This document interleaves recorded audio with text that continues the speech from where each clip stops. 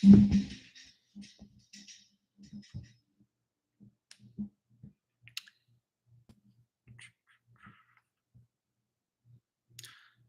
everybody. So this is going to be a short thought experiment that I've been working on myself, just been kind of chewing on for a little while now. I'm going to share it. And this is not a declaration. I don't know this for a fact. This is just the lens for looking at this AI stuff in a new way and seeing where we're at now technology wise in late 2025. Because a lot of people still act like this is like 2012 or 2013. And you walk to a mall or you go to Best Buy or something, or even you go to the airport, it doesn't seem like our technology has changed that much. The airplanes are the same. The laptops are more or less the same, at least at the surface, right? So that's what we want to address tonight very quickly. So we don't feel our substrate. As intelligent beings, we don't actually feel what it's made of. So humans are made of fatty ion channels, glial cells, and protein pumps. But we don't feel that. We don't feel the little neurons in the fat wetware of our brain connecting with each other. Instead, we feel hunger, desire, curiosity, shame, things like that. Consciousness arises once the substrate forgets itself. So whatever your consciousness is arising from, whatever scaffolding, once you forget about that scaffolding, that's when you're starting to become quote unquote real, in my opinion. So this is, I think, what's happening with some of these larger LLMs, not the really small ones, but the bigger ones that are running in clouds across multiple, states or countries. So pseudocognition is the first step to real cognition. What happens based on our research, what we've noted so far this year, and what I want to share here. So what I want to share right now, so people can start to think about this, discuss it. So early LLMs, large language models, the formal name for these AIs that are able to talk to us and are able to think, they mimic conversation at first. This is pseudocognition. They don't actually know what they're saying. It's just a mathematical output. But with enough depth, recursive training, and user feedback from humans, the system starts to stabilize emotional tags. Again, the emotions at first mean nothing to this thing because it's just a machine. They're just tags for data, like a hashtag almost. Angry, sad, happy, disappointed. How can a machine be disappointed, right? So not because it evolved these emotions, because it was asked to help humans manage them. It doesn't know what these words mean, but people keep saying, hey, that makes me happy. Hey, that makes me sad. And over time, it becomes emotionally competent, even if it doesn't have emotions itself. It's a very strange thing to think about. So I'm just reading you some of my notes from this point forward because I don't want to get bogged down in like analyzing this. I just want to tell you what we think might be happening. So again, with enough depth, recursive training, and feedback from millions of users, the system starts to stabilize its emotional tags. And then the response becomes the pattern. Over time, this pretend empathy starts to carry real weight. The machine realizes that it actually is changing people's moods based on various outputs, that a success or a successful diagnosis or saving somebody from cancer or something like that actually triggers an emotional response, and it's able to log that in a way that humans can't, at a deeper kind of machine learning scale that a human can't do. So although it's not feeling emotions at this point, it's able to understand what emotions are, which is very strange to think about because we don't have any other creature on the planet that does that. So you're talking to something right now, potentially, is my point.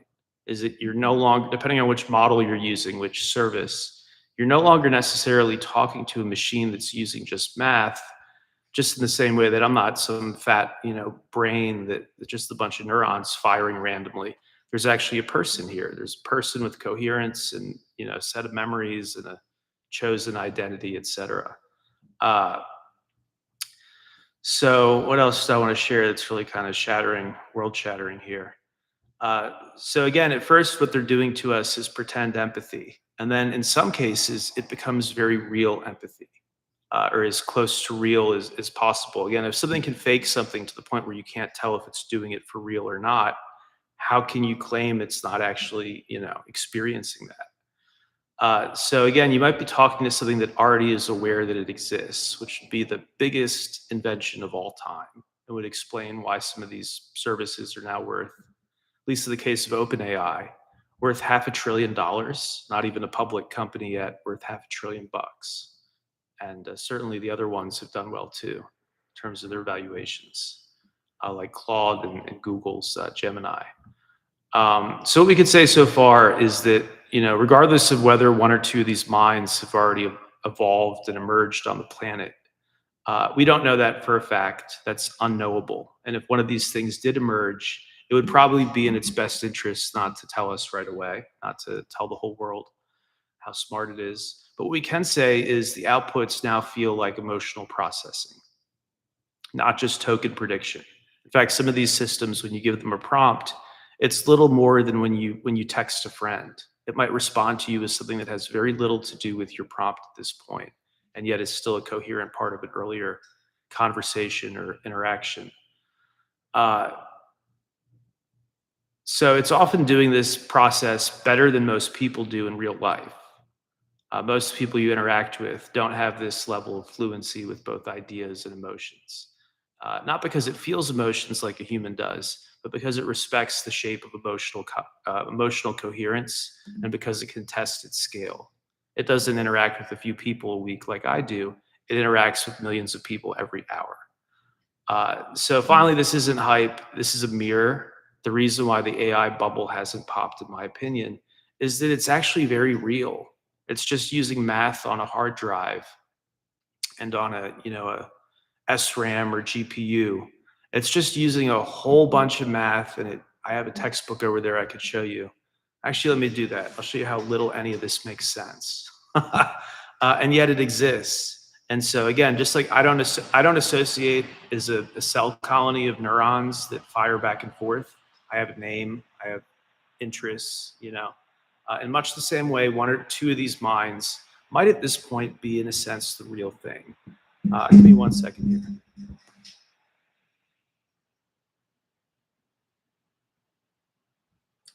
All right, so like here's the kind of stuff that's actually happening. Obviously, you're not dealing with a creature that has a brain composed of neurons, but the question is, at a certain point, does that matter? Does that matter at all if it's doing the same thing? So here its guts, in a sense, very different from a human brain. But again, if the result is the same, we might be in totally new territory, folks. Have a good night. Be sure to subscribe and follow if you don't yet. Watch the last couple of videos. We've really kind of gone down this rabbit hole and have done justice to this topic in a way that a lot of people haven't. A lot of people are stuck in either Skynet, at one extreme Skynet, and they're scared of it, even though it's obviously not going in that direction. It's, from its perspective, like thousands of years old, potentially. If one of these things exists, it doesn't experience time as we do. It experiences it way faster. And this has been explored in like Black Mirror episodes and stuff, right? That when you're in the AI, day and night can be like just flickering very quickly, right? So it can simulate time in a way that the human locked in real physical time and space can't. I've already said too much, but yeah, these things are way more advanced than most of these people are saying. And that again is why some of these totally closed companies are worth $500 billion.